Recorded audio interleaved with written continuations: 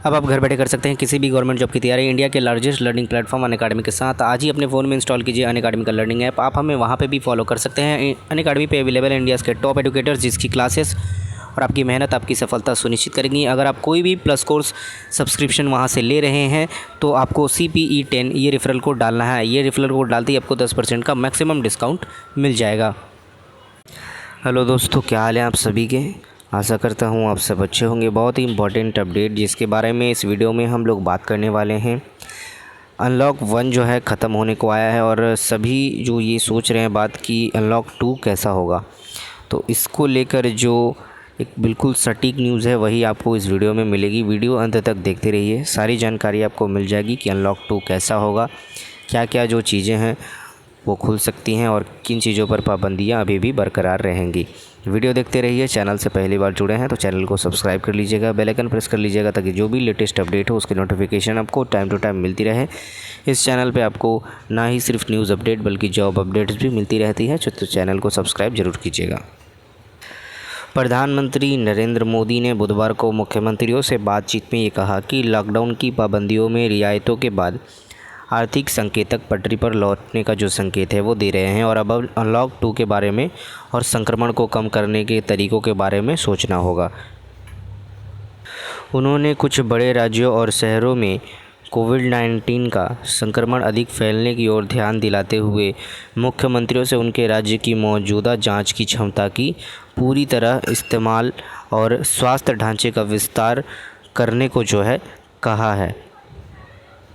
ऐसे में बहुत जगहों पर ये भी सुना जा रहा है कि लॉकडाउन को पहले की तरह सख्त कर दिया जाएगा, लेकिन ये बातें जो हैं बिल्कुल सही नहीं हैं। लॉकडाउन को भले ही बढ़ाया जाए लेकिन वह एक तरह से अनलॉक के फेज़ में वो हम लोगों को दिखेगा। जो चीज़ों पर पाबंदियां हैं वो अब धीरे धीरे हटेंगी ही। भले ही जो जांच की क्षमता है उसको बढ़ाना पड़े, कुछ और भी कदम उठाने पड़े, लेकिन अब जो है लॉकडाउन को सख्ती से लागू नहीं किया जाएगा।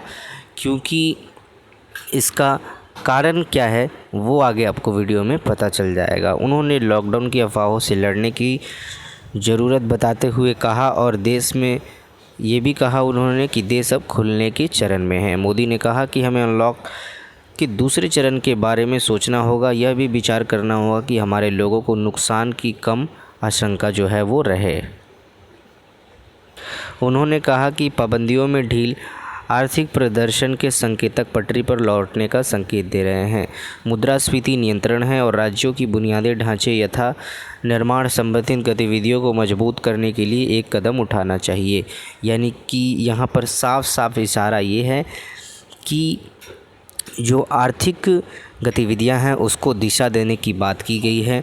इस हिसाब से एक न्यूज़ ये भी आ रही थी बीच में कि शॉपिंग मॉल वगैरह जो है हरियाणा में और अन्य राज्यों में जहां पर कोरोना के मामले सही हैं, मतलब कि ज़्यादा नहीं हैं और वहां पे रिकवरी रेट भी सही है, तो वो वहां पर शॉपिंग मॉल, इसके अलावा इंडस्ट्रीज़ वगैरह भी जो हैं वहां पर जो पाबंदियां हैं हटा ली जाएंगी। और इसके अलावा ये जो निर्णय लेने का आपका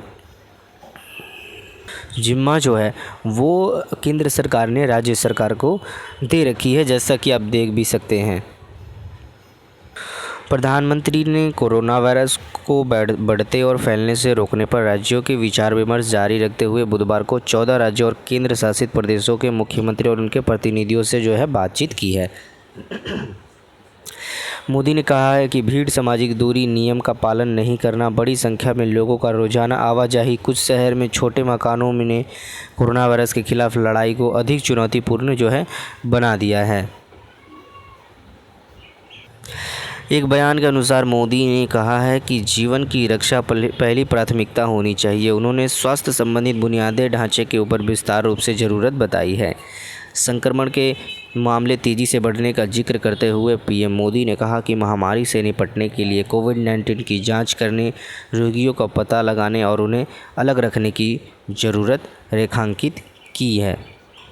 इसी बीच कुछ आलोचनाएं भी हैं जो कि सामने आ रही हैं कि दिल्ली समेत कुछ अन्य राज्य हैं और शहरें हैं जिसमें पर्याप्त जांच नहीं हो रही है।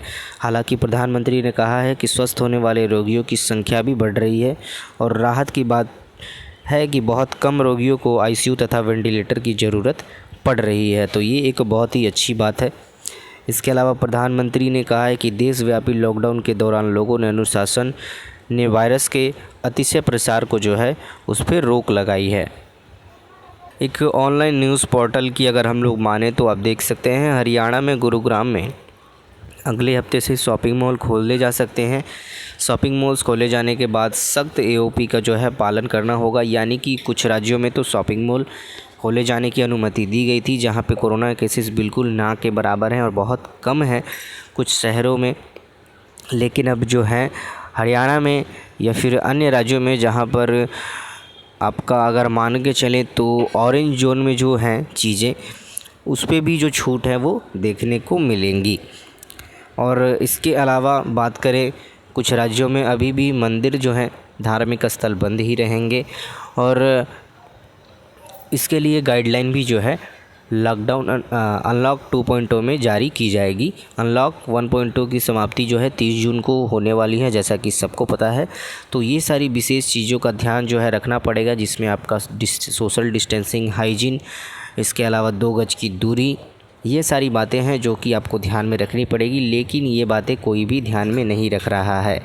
ये अगर बात मैं बोलूँ तो ये बात 99% लोगों पर लागू होता है कि जब लोग बाहर निकल रहे हैं तो इस बातों पर बिल्कुल भी ध्यान नहीं दे रहे हैं।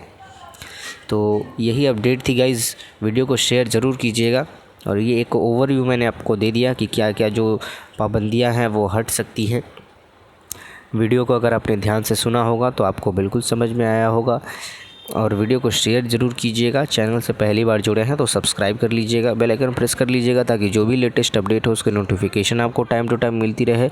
इस चैनल पे आपको ना सिर्फ न्यूज़ अपडेट बल्कि जॉब अपडेट्स भी मिलती हैं, तो चैनल को सब्सक्राइब ज़रूर कीजिएगा।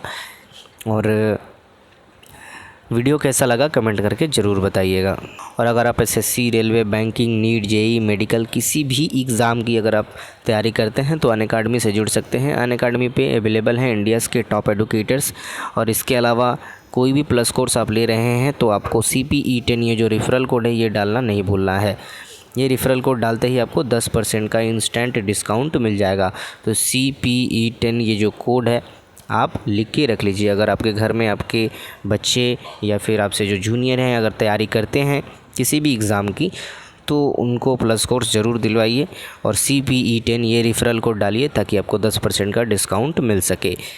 तो अभी के लिए इतना ही गाइस, और मिलते हैं नेक्स्ट वीडियो में। तब तक के लिए अपना ध्यान रखिए, सुरक्षित रहिए। जय हिंद, जय भारत।